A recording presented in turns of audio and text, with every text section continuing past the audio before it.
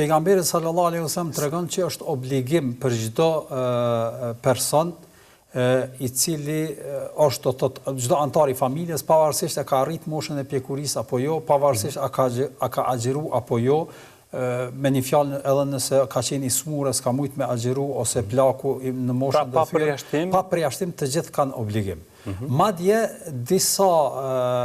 dietar transmetohet edhe prej Othmanit radiallahu ta'ala anhu se është e preferuar që edhe gruaja shtatzanë që e ka embrionin në barkun e saj është e preferuar që edhe për të. Po, është jo në formë obligative, po është e preferuar. Kurse sasia sa jepet, ne vedim që në kohën e pejgamberit sallallahu alajhi wasallam kjo ka qenë traditë jepet në ushqim. Faktikisht atë kohë ka qenë gruri, elbi, orizi, hurmet, domos ushqimet e një vendi. Dhe kjo është përzgjedhja e shumicës dërmuese të fukahave, posaçërisht tri mëdhëbet e malikive, shafive dhe hambelive e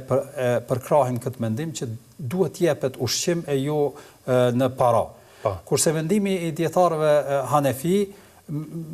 është i atribuohet edhe Hasan al-Basriut ky mendim prej tabiinëve, gjithashtu edhe Khalifja Omer ibn Abdulaziz, një pjesë e vogël e malikive gjithashtu e kanë këtë mendim që mund të jepet edhe në para, do thotë, për shkak të mundësive ose rrethanave të një vendi, kështu që edhe nëse jepet për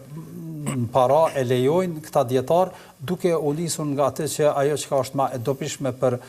të varfrin apo nevojtarin, kjo do të ishte edhe më e nevojshme që të jipet. Pra, varësisht për standardit të jetës, për standardit,